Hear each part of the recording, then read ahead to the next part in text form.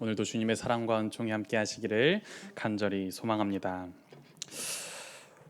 오늘은 한 단어를 살펴보면서 함께 말씀을 나누어 보려고 합니다. 선생님 PPT 한 번만 보여주시겠습니까? 네, 오늘 이 이신칭의라는 말입니다. 믿음으로써 의롭다 칭함을 받는다라는 뜻을 가지고 있는 말인데요. 이걸 풀어서 설명하면은 죄인된 우리가 하나님을 믿음으로써 하나님께서 하나님 나라 법정에서 의로운 사람으로 선언해 주셨다라는 말입니다. 이 메시지는 우리 교회의 신학에서 아주 핵심적인 교리를 가지고 있는 가치를 가지고 있는 그런 교리입니다. 우리가 흔히 말하는 예수 믿고 천국 간다, 예수 천국, 불신 지옥과 같은 메시지, 일맥상통하는 개념이라고 볼 수 있습니다. 여러분은 모두 구원 받았다고 확신하십니까? 이 질문에 아멘으로 답하신 분은 이미 천국이 여러분의 것일 줄로 믿습니다. 하나님께서는 여러분을 찾으셨고 구원하셨고 천국을 예비해 놓으셨고 말씀의 자리로 부르셨습니다. 우리가 할 것은 예수 그리스도를 믿기만 하면 됩니다. 그런데 많은 사람들은 구원을 받을 수 있음에도 불구하고 예수 그리스도를 믿지 않습니다. 밖에 있는 사람들뿐만 아니라 지금 여기 있는 분들 몇몇 분도 구원에 확신이 없는 사람도 있을 수 있습니다. 그 이유는 보통 셋으로 나뉩니다. 첫 번째는 구원의 필요성을 잘 느끼지 못하기에, 두 번째로는 우리가 죄인인 것을 알지 못하기에, 그리고 세 번째로는 구원받았음에도 불구하고 짓는 죄들 때문에 걱정이 앞서서 그렇습니다. 우리가 구원의 확신을 갖고 주님과 동행하기 위해서는 세 가지에 대해서 우리가 아멘으로 대답할 수 있어야 할 것입니다. 첫 번째입니다. 여러분은 꼭 구원받아야 한다고 생각하십니까? 구원의 필요를 모르는 사람들을 오늘 시편 기자는 이렇게 말을 합니다. 시편 오늘 14편 1절의 말씀입니다. 어리석은 자는 그의 마음에 이르기를 하나님이 없다 하는도다. 우리가 알고 있는 이 어리석은 자는 어떤 사람입니까? 미련하고 부족한 사람을 뜻합니다. 그러나 오늘의 말씀에서 말하는 이 어리석은 자는 미련한 사람을 표현하는 것이 아니라 하나님을 알고도 율법을 알고도 하나님의 말씀대로 살지 않는 사람을 말하고 있습니다. 지금 우리가 살고 있는 시대, 이 세대 2026년, 지금은 대한민국 어린아이부터 어른까지 예수 그리스도를 알고 있습니다. 길거리를 돌아다니면 수많은 십자가를 볼 수 있고 교회가 어떤 곳인지 알기 위해서 그냥 인터넷에 검색하면 언제든 찾아볼 수 있는 시대이고, 심지어 담임 목사님의 설교도 들을 수 있는 시대입니다. 그럼에도 예수 그리스도를 믿는 사람은 과거에 비해 찾기 어려워 보입니다. 특히 젊은 세대라고 볼 수 있는 40대 이하의 그리스도인들을 찾아보기에는 쉽지가 않습니다. 우리가 그 이유를 찾아본다면은 지금 이 자본주의 사회에서 현실을 살아갈 때에 구원이라는 것이 크게 중요하지 않아 보이기 때문입니다. 우리가 과거에는 입는 것, 먹는 것, 자는 것이 중요했습니다. 오늘 하루, 이번 한 달, 올해를 견디고 살아내야 했기에 삶의 목적, 삶의 목표를 구원으로 여기고 오히려 예수 그리스도의 구원을 의지하면서 복음에 다가가는 것이 조금은 더 지금보다 가까웠을 수도 있습니다. 그러나 지금은 함께 사는 것보다 더 높은 곳을 목적으로 살아가는 사람들이 많아지고 이웃과 동료와의 경쟁 사회 속에서 벗어나지 못해서 다른 것을 포기하고 살아갑니다. 포기하는 것이 예배당에 나와 예배드리는 것을 포기하고 가면 뒤에 숨어있는 현실에 지쳐서 교회에서 감정을 교류하는 것을 포기합니다. 서로 사랑하기를 꺼려하고 아껴주는 것에 부담을 느끼게 됩니다. 그들에게 필요한 것은 단지 쉼일 뿐입니다. 이 비참한 세대에서 예수 그리스도의 구원이 눈에 들어오기란 참 쉽지 않습니다. 안타까운 것은 그 이유가 지금 내가 당장 살아가야 할 현실의 배고픔과 가난과 전쟁과 기근이 아니고 하나님과의 연결고리를 끊어낼 만큼 몸이 힘들고 지쳐서 그러는 것도 아니라는 것입니다. 이 무한한 경쟁 사회 속에서 지친 영을 치유받아야 하는데 오히려 상처받은 영이 길을 잃고 예수 그리스도와 멀어지고 있다는 것입니다. 그들도 예수 믿고 구원받으면 좋은 거 다들 알고 있습니다. 그런데 굳이 내 삶도 힘든데 교회까지 나가서 내가 구원까지 받아야 돼 라는 생각이 지배한다는 것이 너무나도 안타까운 현실입니다. 이 현실은 시편 14편에서 하나님이 살피신 세대와 크게 다를 바가 없어 보입니다. 당시에 온 유대인들은 하나님을 믿었고 율법을 배웠고 성장해 나갔습니다. 그 수가 하나님께서 약속하신 하늘에 놓인 별들처럼 많아졌고 그들의 집이 생기고 나라도 안정을 이루었지만 그들은 하나님의 은혜를 알면서도 그의 법도를 따르지 않고 잘못된 신앙으로 단지 입술로만 하나님을 고백하는 사람들이 많아졌습니다.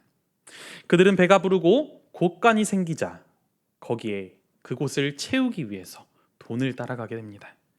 그렇다고 해서 그들이 돈을 따라간 것이 죄를 지은 것이다 라고 말할 수는 없습니다.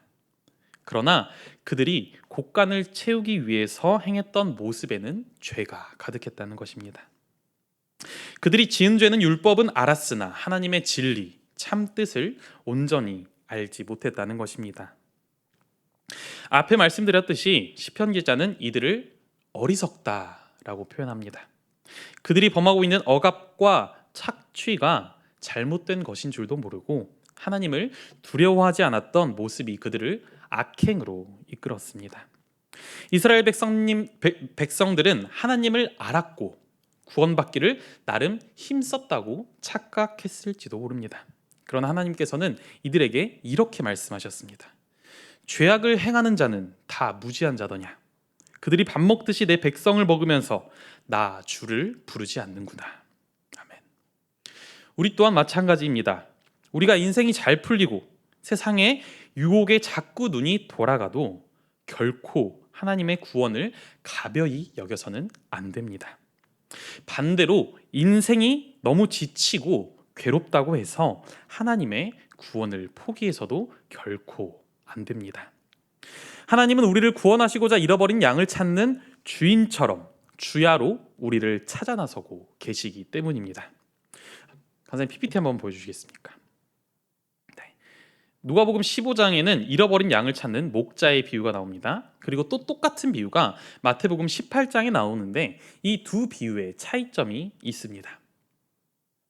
보이시나요? 보라색 글씨가? 네. 이 누가복음에는 하나를 잃으면 99마리를 들에 두고라고 말했지만 마태복음에는 그 중에 하나가 길을 잃었으면이라고 표현했습니다. 이 마태복음에서 플라나오라는 단어를 사용해서 양이 스스로 길을 잃었다라고 표현을 하는데 누가복음에서는 아폴레사스라는 단어를 사용해서 주인이 양을 잃어버렸다라고 표현합니다. 이 말은 곧 길을 잃은 양은 방황할 뿐이지만 양을 잃어버린 주인에게는 이 양을 찾아내야 할 책임이 있다는 것입니다. 내가 길을 잃더라도 내가 하나님을 잃어버린 것이 아니라 하나님께서 우리를 잃으셨기에 그분은 99마리의 양을 두고서라도 우리를 찾아내기까지 쉬지 않으신다는 표현입니다. 이 관계를 살펴보면 둘의 관계가 어떻습니까? 마치 주인과 종의 관계 같지 않습니까? 하나님께서 우리에게 구원을 약속한 순간 우리는 하나님의 소유입니다. 세상 사람들은 내 인생의 주인을 자신이라 믿으며 자신의 곳간을 채우고 경쟁에서 이기려 애쓰지만 그 끝은 늘 공허와 불안뿐입니다. 그러나 하나님의 은혜를 받은 우리는 다릅니다. 내가 방황해도 하나님이 우리를 찾을 거라는 확신, 나의 생사화복을 주장하시는 하나님을 신뢰함을 우리가 믿고 있기에 그 어느 곳에서도 두려워할 필요가 없습니다. 우리의 구원은 우리의 감정과 상황, 형편에서 오는 것이 아닙니다. 나를 소유로 여기시고 끝까지 찾아내어 품에 안으시는 하나님의 크신 사랑에서부터 오기 때문에 구원은 우리가 선택하는 것이 아니라 꼭 받아야만 하는 것입니다. 두 번째는 우리가 죄인임을 확실히 알아야 한다는 것입니다. 두 번째 질문입니다. 여러분은 죄인이십니까? 우리는 죄인입니다. 나서부터 죽을 때까지 죄에서 벗어날 수 없는 죄인입니다. 오늘 말씀을 보면 이렇게 나옵니다. 다 치우쳐 함께 더러운 자가 되고 선을 행하는 자가 없으니 하나도 없도다. 아멘. 세상 살아가는 모든 이들에게는 말하지 못할 아픔이 있고 걱정이 있고 슬픔이 있습니다. 또한 내비치지 않을 뿐 하루에도 수십 번씩 이기적인 생각과 분노의 마음과 질투심과 미움의 생각이 들곤 합니다. 우리가 아무리 하지 않으려고 애쓰고 노력해도 우리는 그 길에서 벗어날 수가 없습니다. 인간의 힘으로 그 굴레에서 벗어나기 위해서 누군가는 머리를 깎고 절에 들어가는 사람도 있습니다. 그래서 절에 들어가서 평생 수련을 하는 사람도 분명 있을 것입니다. 그러나 우리의 죄는 한없이 무거워서 스스로 죄를 가지고 이고 갈 수가 없습니다. 죄의 길에서 벗어나려고 발버둥 쳐봐도 예수 그리스도의 보혈 없이는 결코 죄에서 벗어날 수 없습니다. 죄의 길에서 벗어날 길은 단 하나뿐입니다. 바로 예수 그리스도의 보혈입니다. 우리는 하나님께서 과거에도 계셨고 지금도 계시고 그리고 미래에도 계심을 우리는 알고 있습니다. 그렇다면 예수 그리스도는 어떻습니까? 예수 그리스도도 마찬가지로 그 또한 태초부터 계셨고 이 땅에 오셨고 다시 우리에게 오시기로 약속하셨습니다. 그의 십자가에서 죽으심은 과거의 인간의 죄, 그리고 현재의 인간의 죄, 그리고 미래의 모든 죄까지 모두 예수 그리스도께서 지고 가셨습니다. 우리가 모두 알고 있는 사실이지만 우리가 간과하고 있는 사실 하나가 있습니다. 바로 우리가 죄를 기도로서 회개할 때 하나님께 용서받는 것은 우리가 모두 알고 있습니다. 그러나 우리가 잘 기억하지 못하는 것이 그 과정에서 예수 그리스도께서 우리의 죄를 대신 지고 계신다는 것입니다. 과거에도 오늘도 내일도 우리가 짓는 모든 죄들은 우리가 그리스도께 향하는 채찍질이고 못박음이라는 것입니다. 그리고 우리가 씌우는 면류관입니다. 그런데 우리가 짓는 죄 혹시 세어보신 적이 있습니까? 하루에 우리가 짓는 죄가 몇 개인지 세어본 적이 있으십니까? 보통 세어본 적이 없습니다. 세보려고 하면 너무나도 많기 때문입니다. 우리가 멀리 가지 않고 하나님이 꼭 지키라고 했던 10계명을 우리가 일주일이라도 온전히 지키고 있던 날이 있었는지 생각을 해봅니다. 우리는 하나님을 섬기면서 동시에 돈을 섬기고 사람의 인정을 더 중요시하며 살아갑니다. 습관적으로 입에서는 부정적인 말이 나오고 때로는 신앙마저 가볍게 여길 때가 있습니다. 예배보다 일, 가족, 개인 일정이 우선시 될 때가 있었고 부모 공경을 한다곤 하지만 마음속에서 불만이 생겼을 때도 있습니다. 마음속으로 누군가를 미워했고 음란한 생각을 했으며 남의 것을 함부로 이용했고 거짓과 핑계, 질투와 비교를 하며 살아왔습니다. 이것들 중에 우리가 평생 한 번도 안 하면서 살아가는 사람이 과연 있을까요? 그렇지 못합니다. 이 말을 하는 이유는 여러분을 정죄하려는 것이 아닙니다. 다만 우리가 의인이 아니라 죄인이라는 것, 이것을 여러분에게 다시 한번 말씀드리고 싶었던 것입니다. 우리는 이런 죄들, 저런 죄들로 예수님을 십자가에 못 박고 있습니다. 단순히 우리가 십자가, 이 나무에 못을 박는 것이 아니라 내가 지은 이 죄 대신 예수 그리스도의 피와 살을 내리치고 찢고 뭉개고 있다는 것입니다. 예수 그리스도를 향한 우리의 그 사랑, 예수 그리스도께서 우리에게 주신 그 사랑, 그 사랑에 대한 보답, 그 보답은 둘 중에 하나밖에 없습니다. 우리가 죄를 짓지 않고 살아가던가, 아니면 기도하고 회개하며 감사하는 마음으로 살아가던가, 이 둘밖에 없습니다. 여러분, 우리가 알고 있는 구원이란, 예수 그리스도의 무한한 사랑이란 바로 이런 것입니다. 이 한 생명 한 생명을 살기 위하여 포기하지 않으시고 끝까지 찾아 나서시는 분이 바로 예수 그리스도이십니다. 이제 마지막 질문입니다. 여러분은 하나님을 아버지로 모시고 계십니까? 우리는 예수를 믿고 구원받기로 약속받은 사람들입니다. 그런데 가끔 구원의 확신이 흔들릴 때가 있습니다. 분명 예수를 믿고 구원받았다고 생각했는데 돌아서면 또 넘어지고 똑같은 죄를 반복하는 모습을 보며 우리는 이렇게 생각합니다. 아, 내가 정말 구원받은 사람이 맞나? 정말 내가 구원받을 자격이 있는 사람이 맞나? 내가 정말 구원을 받을 수 있을까? 그런데 여러분, 우리가 하나님을 아버지로 모신다면 그 걱정은 사라집니다. 하나님을 아버지로 부르는 이유는 결코 그는 우리를 절대로 버리지 않으시기 때문입니다. 오늘 누가복음의 말씀을 살펴보겠습니다. 잃어버린 양과 드라크마를 잃은 주인이 가장 먼저 한 일이 무엇입니까? 바로 신나게 잔치를 벌인 일입니다. 오늘 말씀 뒤에 나오는 돌아온 탕자의 비유에서도 마찬가지입니다. 어느 순간 떠나가 버린 것들을 탓하지 않으며 혼내지 않고 그저 찾았고 그리고 돌아왔다는 사실 하나만으로 어깨를 들썩이며 잔치를 벌였다는 것입니다.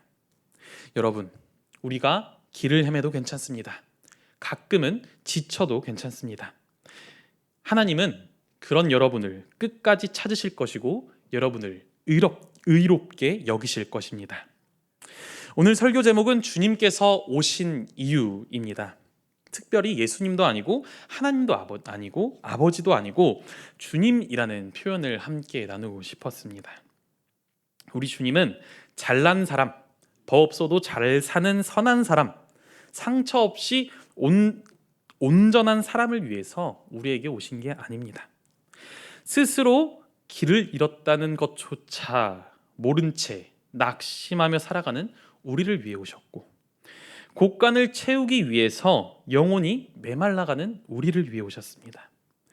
죄의 무게에 눌려서 신음하고 하나님께 돌아가지 못하는 사람들, 그런 우리를 위해 오셨습니다. 주님께서 우리 대신 찢기시고 찔리시며 아픔을 감수하시면서 우리가 지금 짓고 있는 죄를 하나씩 받아가시기 위해서 우리에게 오셨습니다. 그렇기에 이제 구원은 우리 판단의 문제가 아닙니다. 구원은 우리가 무조건 받아야 하는 것입니다. 우리가 구원받기 싫다고 아무리 도망쳐봐도 받아야 하는 것이 구원입니다. 우리의 주인은 바로 우리의 하나님 예수 그리스도이시기 때문입니다. 여러분, 가정에 구원받아야 될 분 한 분씩 계시지요? 집에 없으셔도 멀리라도 계실 줄로 알고 있습니다. 모두 구원받아야 할 줄로 믿습니다. 마지막으로 한 목소리로 함께 기도하고 주신 말씀 기억하며 침묵으로 기도하려고 합니다. 제가 하면은 함께 따라해 주시면 감사하겠습니다. 주님, 나는 죄인이지만 주님이 나를 찾으셨기에 나는 살았습니다. 나의 주인이 되어 주시옵소서. 아멘. 우리 함께 주신 말씀 기억하며 잠시 침묵으로 기도하겠습니다.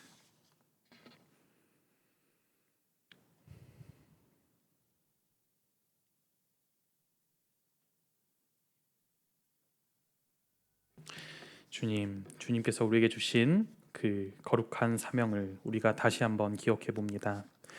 주님께서 우리를 사랑하셨고 우리를 위해 피 흘리셨고 우리를 위해 고난 받으심을 우리가 알면서도 우리가 짓는 죄들에 대해 주님께 회개하지 않은 우리의 부족함을 주님께서 용서하여 주옵소서.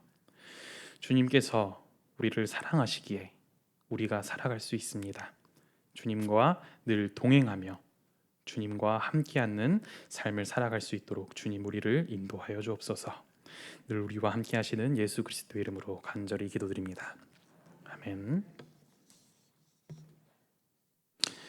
우리 함께 찬송가 552장 함께 찬양드립니다. 찬송가 552장